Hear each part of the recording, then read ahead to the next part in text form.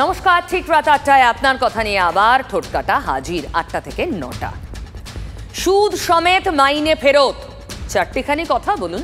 ওই যে যাদের চাকরি গেল তাদের কাউকে কাউকে যত বছরের বেতন পেয়েছেন চাকরি জীবনের সুদ সহ ফেরত দিতে হবে। কর্মফল আর কাকে বলে? বেআইনি করলে মাসুল তো গুনতেই হবে। প্যানেলের মেয়াদ পেরোনোর পরেও যারা চাকরি পেয়েছেন তাদেরই টাকা ফেরত দিতে হবে। ২৫,৭৫৩ জনকেই নয়, তবে যোগ্যরা এ মাসে মাইনে পাবেন।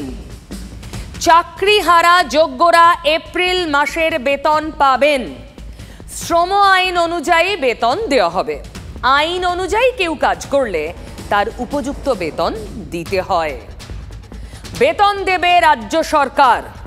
যতদিন না মামলার নিষ্পত্তি হচ্ছে, বেতন দিতে চায় কোট আনকোট মানবিক এ রাজ্যের সরকার। বিরোধীরা রে রে করে উঠেছে এখানেই, বলছে এই সরকারই এই চাকরিগুলো যাওয়ার কারণ। এখন যোগ্য চাকরিহারাদের আড়ালে গিয়ে মুখ ঢাকছে। আর এই সরকারের প্রধান প্রচার সভায় ঘুরে ঘুরে শোনাচ্ছেন ভুলের কথা। আবার নেতাজিকে তার মনে পড়েছে। তবে বিরোধীরা এই ভুলতে নারাজ। বিকাশ ভট্টাচার্যরা আদালতে ছুটেছেন মমতা বন্দ্যোপাধ্যায়ের বিরুদ্ধে সুমোটো মামলার আবেদন নিয়ে।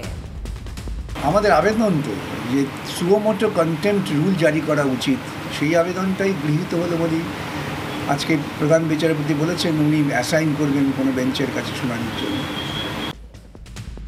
বিকাশ বাবুর বক্তব্য, মমতা বন্দ্যোপাধ্যায় ক্রমাগত আদালত অবমাননা করে চলেছেন, বিশেষ করে এই রায় বেরোনোর পর। সত্যি করছেন? বিজেপির বিচারালয়, বিজেপি যেটাকে বসে বিচার করে রাজনৈতিক বিচার, বিজেপি পিল করলে বেল, অন্য কেউ পিল করলে জেল। এই তো হয়ে গেছে এখানকার এই অবস্থা। আজ নয়, দীর্ঘদিন ধরে চলছে। বিচারালয় মানে আদালত।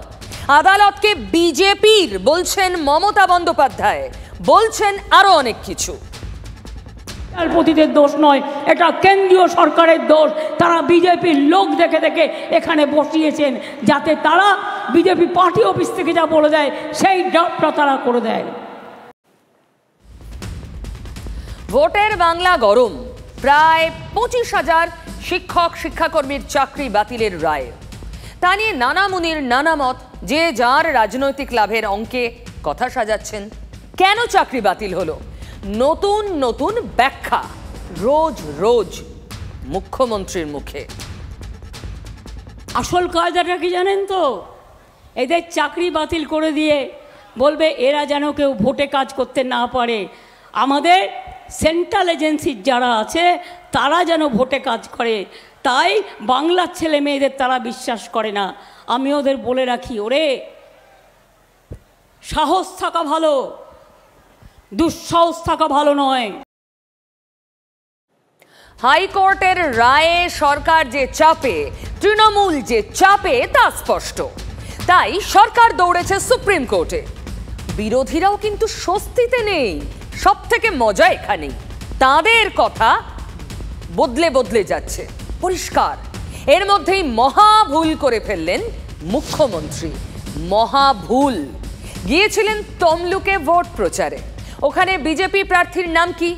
প্রাক্তন বিচারপতি অভিজিৎ গঙ্গোপাধ্যায়, যার জন্য এত বিভ্রাট বলে মনে করে তৃণমূল। আর তৃণমূলের প্রার্থীর নাম দেবাংশু ভট্টাচার্য। আমাদের প্রার্থী অভিজিৎ আছেন, দেবাংশু আছে, দেবাংশু ভট্টাচার্য। আমাদের প্রার্থী অভিজিৎ আছেন, দেবাংশু আছে, দেবাংশু ভট্টাচার্য। ভুল ভুল ভুল ভুল করেছি, ভুল হয়েছে বলতে বলতে বর্তমান থেকে প্রাক্তন মুখ্যমন্ত্রী হয়ে গেছেন বুদ্ধদেব ভট্টাচার্য। বর্তমান মুখ্যমন্ত্রীও বললেন, বলছেন, বলে চলেছেন ভুলের কথা। আমি এখনও বলি, কাজ করতে গিয়ে যদি কোনো ভুল হয় সংশোধন করে দাও, সময় দাও, করে দেবো, কোনো অসুবিধে নেই। সব মানুষ যে সব কাজ সঠিকভাবে করতে পারে তার তো কোনো মানে নেই। নেতাজি সুভাষচন্দ্র বসু তার বইতে এক জায়গায় লিখেছিলেন, তরুণের স্বপ্ন বইতে রাইট টু মেক ব্লান্ডার, মানুষের অধিকার আছে ভুল করবার, যদি কেউ ভুল করে সংশোধন করে দাও। কিন্তু কখনো তোমরা বলতে পারো না যে বোমা ফাটাবো বলে 26,000 শিক্ষক শিক্ষিকার চাকরি চলে যাবে এবং তাদের পরিবার না খেতে পেয়ে মারা যাবে, এবং বলছে 12% সুদ সমেত 4 সপ্তাহের মধ্যে টাকা ফেরত দিতে হবে। এ কথা অবশ্য আগেও বলেছেন মমতা বন্দ্যোপাধ্যায়। নিয়োগ দুর্নীতিতে তার সরকারের মন্ত্রী, রাজ্যের প্রাক্তন শিক্ষামন্ত্রী পার্থ চট্টোপাধ্যায় গ্রেফতার হওয়ার পর লাগাতার ভুলের কথা বলে গেছেন। বন্ধু, কেউ কখনো কখনো ভুল করতেই পারে, ভুল করাটাও একটা অধিকার। নেতাজি সুভাষচন্দ্র বোস বলেছিলেন রাইট টু মেক ব্লান্ডার্স। আমি যদি না জেনে কোনো অন্যায় করে ফেলি আমি ক্ষমা চাইব, ভুল সংশোধন করবার সুযোগ চাইব, কিন্তু জেনে শুনে আজ পর্যন্ত আমার দ্বারা কোনো অন্যায় আমি করতে দিইনি নিজেকে। হতেই পারে কত হেলথ রিক্রুটমেন্ট কমিটি, কত ডক্টরস কমিটি, কত প্রাইমারি কমিটি, কত সেলফ হেল্প গ্রুপ কমিটি, গাদা গাদা কমিটি আছে, সব তো আমাদের হাতে থাকে না। এটুকু আমি বলতে পারি, জাস্টিস যারা পায়নি জাস্টিস তারা আমাদের থেকেই পাবে। নিয়োগে দুর্নীতির দায় কোনোভাবেই যাতে তার ঘাড়ে না চাপে সে ব্যাপারে তিনি সতর্ক। পার্থ চট্টোপাধ্যায় গ্রেফতার হওয়ার পর থেকেই তিনি বারবার বোঝাতে চেয়েছেন এই নিয়োগের ব্যাপারে তিনি কিচ্ছু জানতেন না। চাকরি বাতিলের পরও ভোট প্রচারে সে কথাই ফিরে আসছে মুখ্যমন্ত্রীর কথায়। যে কথা বলবো না, কিন্তু জাজমেন্ট নিয়ে কথা বলবার অধিকার আমার আছে। আমি মানি না যদি কোনো অন্যায় কেউ করে থাকে তুমি স্কুটিনি করতে, তুমি পরামর্শ দিতে যে এটা না এটা করুন। আমরা করে দিত, ভুল তো যে কোনো কেউ করে বলতে পারে, সবটা কি আমি করি না। এডুকেশন ডিপার্টমেন্ট আলাদা ডিপার্টমেন্ট আছে, এসএসসি আলাদা আছে, প্রাইমারি বোর্ড আলাদা আছে, মাধ্যমিক বোর্ড আলাদা আছে, কলেজ কমিশন আলাদা আছে। ভুলের কথা মানছেন এসএসসি চেয়ারম্যান সিদ্ধার্থ মজুমদারও। তিনি বলছেন প্যানেল বাতিলের পর নিয়োগ হয়েছে। তৃণমূল প্রাক্তন বিচারপতি অভিজিৎ গঙ্গোপাধ্যায়ের বিরুদ্ধে সুর চড়াচ্ছে, কিন্তু এসএসসি চেয়ারম্যান বলছেন তিনি চেয়ারে বসার আগে এসএসসির দুটো পরস্পর বিরোধী হলফনামার জেরেই তদন্তের নির্দেশ দিয়েছিলেন বিচারপতি গঙ্গোপাধ্যায়। 3-8-20 এটাও শতপ্রণোদিত হয়ে আমি মহামান্য আদালতকে জানিয়েছিলাম যে 3রা আগস্ট 2020 এক্সপায়ারি অবশ্যই তখন হয়ে গেছে। তখন আমাদের 8th ফেজ কাউন্সেলিং বলা হয়, আমাদের কিছু ক্যান্ডিডেটের রেকমেন্ডেশন দেওয়া হয়েছিল। সেটা এক অর্থে অবশ্যই নিয়ম বহির্ভূত, কারণ পোস্ট এক্সপায়ারি। অভিজিৎ গঙ্গোপাধ্যায় বিচারকের চাকরি থাকাকালীন বিজেপির সঙ্গে ডায়ালগ ওপেন করে ক্যান্ডিডেট হয়েছেন, তারপর ইস্তফা দিয়ে রাজনীতিতে জয়েন করেছেন। ফলে এই বিচারপতিদের এই অংশ নিয়ে প্রশ্ন তোলার অবকাশ আছে। আপনারা জানেন যে গ্রুপ সি এবং ডি এর ক্ষেত্রে আমি এই চেয়ারে বসবার আগে দুটো বিপরীতধর্মী এফিডেভিট গেছিল। এসএসসির তরফ থেকে যে সুপারিশপত্র যায়নি রিজিওনাল কমিশনের রেকর্ড অনুসারে, বোর্ড বলেছেন যে রেকমেন্ডেশন পেয়েই তারা অ্যাপয়েন্টমেন্ট দিয়েছেন। যাই হোক, জাস্টিস গঙ্গোপাধ্যায় যখন প্রথম তদন্তের নির্দেশ দেন এই বিপরীতধর্মী এফিডেভিটের ভিত্তিতে দেন। মুখ্যমন্ত্রী এখন বলছেন ভুল ধরিয়ে দিলে সংশোধন করে নিতেন, কিন্তু নিয়োগ দুর্নীতির তদন্ত তো অনেক মাস ধরে চলছে। বেনিয়মে কথা বারবার সামনে এসেছে। এখন 2016 এসএসসির সবার চাকরি যাওয়ার পর ফের সেই কথা। বিরোধীরা বলছে তথ্য জানায়নি এসএসসি, তাই যোগ্যদের চাকরিও গেছে। এসএসসি চেয়ারম্যান অবশ্য বলছেন 3টে হলফনামা দিয়ে তথ্য জানানো হয়েছে, তাতে বেজায় খুশি শিক্ষামন্ত্রী ব্রাত্য বসু। এখন তো দেখছেন কত ক্ষমতা, যেন মনে হচ্ছে গভর্নমেন্ট অফ ইন্ডিয়ার প্রেসিডেন্ট উনি। সিবিআই কার বাড়ি যাবে সেটা উনি ঠিক করবেন, ইডি কার বাড়ি যাবে উনি ঠিক করবেন। যোগ্য কারা আর অযোগ্য কারা এই রিপোর্টটা দেওয়ার কথা ছিল স্কুল সার্ভিস কমিশনের। তারা চোরেদের বাঁচানোর জন্য দোকান খুলে টাকা নিয়ে নিয়োগ করা, লোকেদেরকে বৈধ করার জন্য যোগ্যকে আর অযোগ্যকে এর তালিকাটা পর্যন্ত কোর্টে দেননি। এখানে যারা কেস করেছেন, যারা কেস লড়েছেন, বা প্রধান বিরোধী দল বিজেপির কোনো ভূমিকা নেই। আমরা অনারেবল হাইকোর্টের কাছে দুটো না 3 বার দিয়েছি, একটা 18 ডিসেম্বর, একটা 20 ডিসেম্বর, একটা 5 জানুয়ারি 2024, এবং তাতে 5000-এর উপর যারা কিনা মানে আমাদের চোখে বিতর্কিত ক্যান্ডিডেট, বলা যেতে পারে অযোগ্য ক্যান্ডিডেট, তা তাদের একটা তালিকা আমরা প্রকাশ করেছি। যে ন্যারেটিভ সেটেল করা হচ্ছিল যে এসএসসি নাকি অযোগ্যদের তালিকা আদালতে জমা দেয়নি, এসএসসি এই বিষয়ে তাদের অবস্থান পরিষ্কার করেছে। কারা অযোগ্য চিহ্নিত করে, কারা যোগ্য তার মানে সেটাও চিহ্নিত করে তারা সেই তালিকা মহামান্য আদালতকে জমা দিয়েছিলেন। শিক্ষামন্ত্রী কি বলছেন? কারা যোগ্য কারা অযোগ্য চিহ্নিত করে তালিকা কোর্টকে দিয়েছিল এসএসসি। সত্যি কি তাই? এসএসসি চেয়ারম্যান কিন্তু বলছেন অযোগ্যদের একটা তালিকা তারা দিয়েছেন, কিন্তু বাকিরা যে যোগ্য সেই সার্টিফিকেট তারা বলতে এবং দিতে পারছেন না। 19,000 মানে আমি অযোগ্যদের তালিকা দিলাম, বাকিরা যোগ্য আপাতত যা তথ্য আছে আমাদের কাছে ধরে নেওয়া যেতে পারে আপাতত। কিন্তু নতুন তথ্য যদি আসে, কিছু কোনো ভুলভ্রান্তি হয়ে থাকে, কোনো ভুল বাকিদের ক্ষেত্রে নেই, এটা আমি কখনো বলবো না। এরকম কেউ সার্টিফিকেট দিতে পারে না। এর বাইরে সবাইকে নিয়ে মানে সার্টিফাই করে দেবো, এটা আমরা পারবো না। চাকরি বাতিল নিয়ে বাংলার ভোটের বাজার গরম। নানা সময় গরম কথা বলতে ওস্তাদ বিষ্ণুপুরের বিজেপির প্রার্থী সৌমিত্র খাঁ। এই গরম বাজারে তিনি নরম থাকেন কি করে? ভোটের ভল থেকে সেই কথার মানিক্য সামনে আনছি। বড়জোড়ার তৃণমূল এমএলএ অলোক মুখোপাধ্যায়ের কথাও মন দিয়ে শুনবেন প্লিজ, আগে থেকে বললাম। আমি চাকরিতে যা খুশি করতে পারি। আজকে এতগুলো ছেলে চাকরি গেছে, সেটা তৃণমূল কংগ্রেসের জন্য।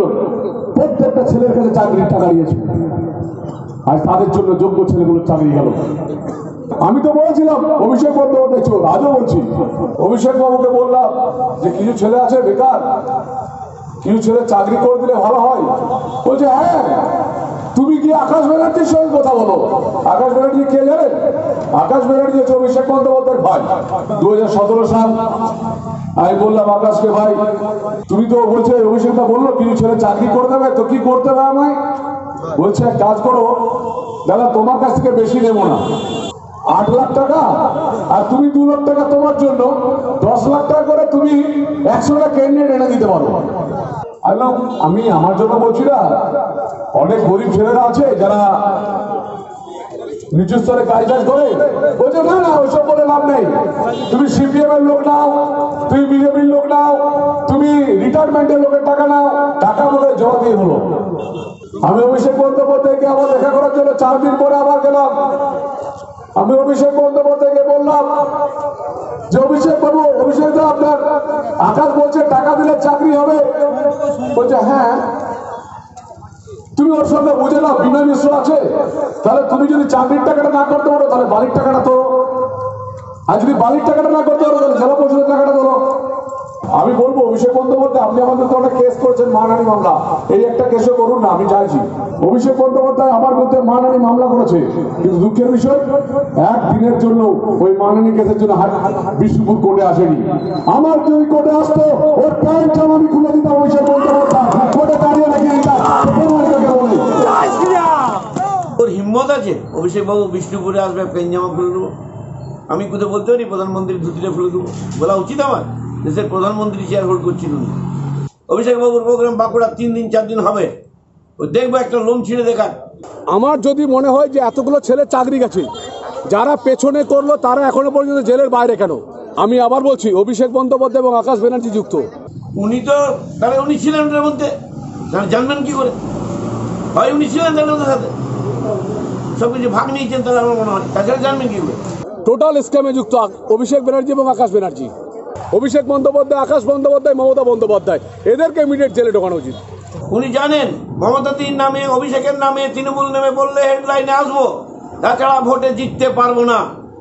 ও কেস খেয়েছে নিজের দোষে, বিভিন্ন জায়গায় টাকা তুলেছে, তারা কেসে তাকে জড়িয়েছে।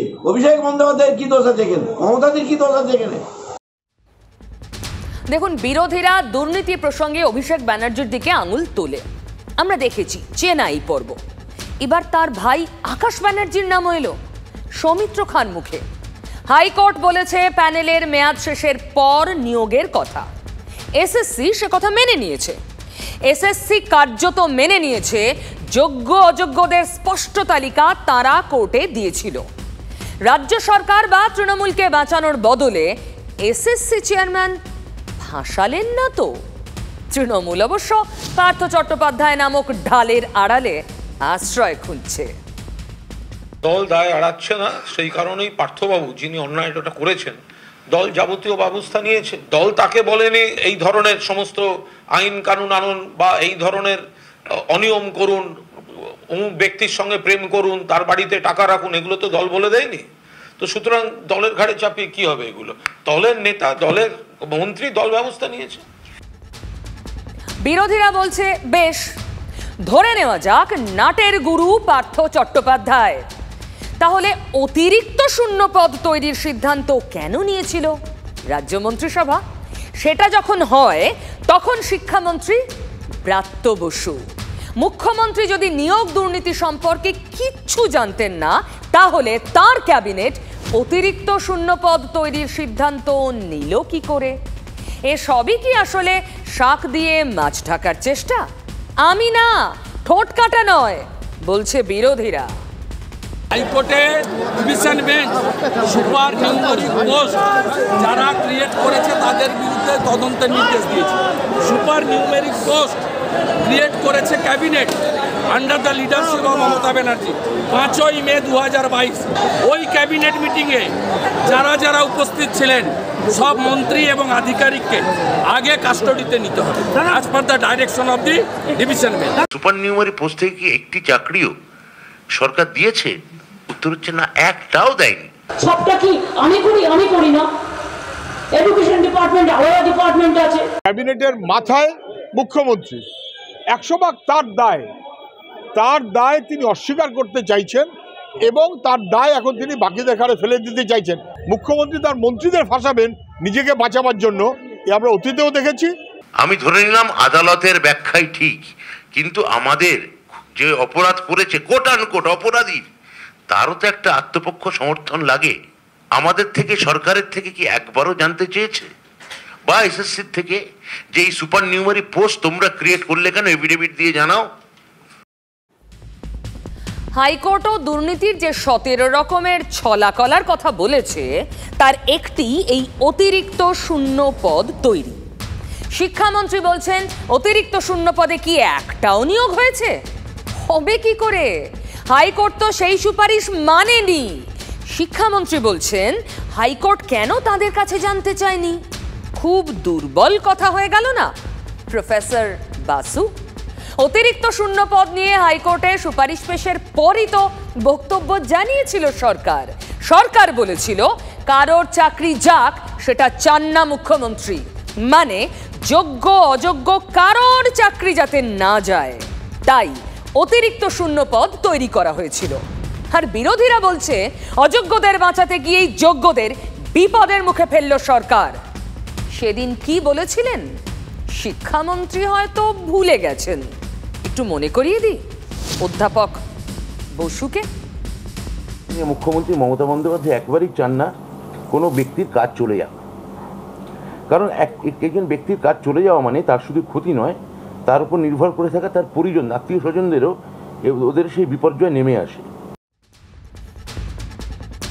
দেখুন, সবেতেই এখন চাকরি বাতিলের কথা। আরামবাগের তৃণমূল প্রার্থী একটা দোকানে জমিয়ে বেগুনি ভাজছিলেন। বিশ্বাস করুন, প্রার্থী নিজে বেগুনি ভাজছিলেন, চারপাশে স্লোগান উঠছে জয় বাংলা, তৃণমূল জিন্দাবাদ। তার মধ্যেও চাকরি বাতিলের গন্ধ লাগিয়ে দিল বিজেপি সিপিএম। ভোটের ভল্ট থেকে বের করি সেই মানিক্য।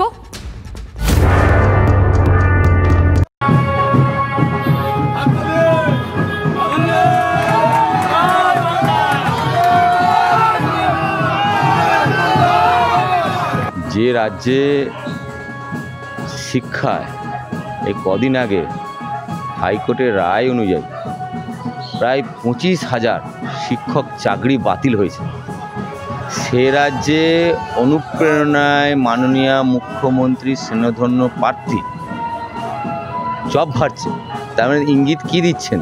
ইঙ্গিত এটাই দিচ্ছেন, এই লোকসভা ভোটে জিতলে নতুন ভবিষ্যৎদেরকে চপ শিল্প করার দিশা দেখাচ্ছেন, জয় বাংলা স্লোগান তোলাচ্ছেন। এইটা হচ্ছে মাননীয় অনুপ্রেরণার দিশা দেখাচ্ছেন।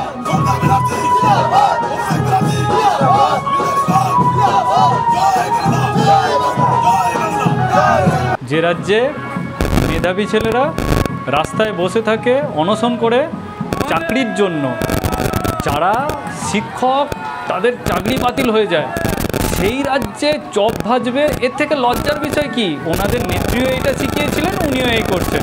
বামফ্রন্ট আমলে এই ধরনের কোনো ঘটনা ঘটেছিল নাকি? একজনেরও চাকরি বাতিল আছে?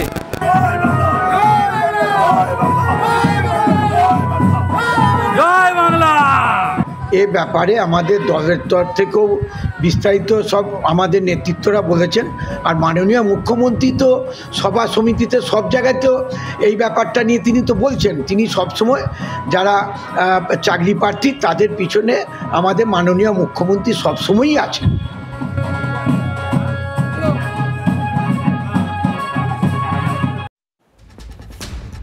তবে এখানেই শেষ নয়, এই বিতর্ক এবং তার জল বইতেই থাকবে। শুভেন্দুবাবুর বোমা নিয়ে মুখ্যমন্ত্রী অনেক মন্তব্য করেছেন, তাহলে অমরনাথ শাখার ভবিষ্যৎবাণী নিয়ে কি বলবে তৃণমূল কংগ্রেস? 30 এপ্রিল আরো 59,000 মানুষ চাকরিহারা হবেন বলেছেন অমরনাথ। শুনুন। 2019-এ শুরু হয়েছিল, আমরা আবার 2024-এও যেই আমরা লোকসভার ভোট বেরোবে, 4 তারিখে রেজাল্ট বেরোবে, আমরা ওন্দা বিধানসভায় যতগুলা তৃণমূলের চোর পঞ্চায়েতে চলছে প্রত্যেকটা পঞ্চায়েত আমরা দখল করবই করব। কারো হিম্মত নাই যে আমাদেরকে আগুন, কারণ আমরা অধিকাংশ জায়গায় তৃণমূলের ঘাড়ে নিঃশ্বাস ফেলছি। আবার এই দেখুন 30 তারিখ আসছে, আরো 59,000 লোকের চাকরি যাবে সময়ের অপেক্ষা। তাহলে দেশ গড়ার কাজে এই চোর তৃণমূলকে ভোট দিবেন না বিজেপিকে ভোট দিবেন, সেটা চিন্তা ভাবনা করবেন।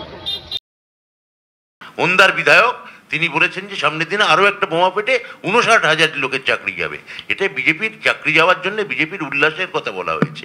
বিজেপি যে কতটা বাঙালি চাকরি খেতে এবং খেলে এবং যেতে পছন্দ করে, সেই কথাটাই এখানে খুব পরিষ্কার। যদি আগামী রায় প্রমাণিত হয়, আগামী রায় দেখা যায় যে সত্যি আবার চাকরি যাচ্ছে, তাহলে ধরে নিতে হবে বিজেপির পার্টি অফিস থেকে অর্ডারটা টাইপ হয়ে এসছে, সেটা লিক আউট হয়েছে বলেই তাদের এমএলএ আগাম বক্তৃতা করেছে।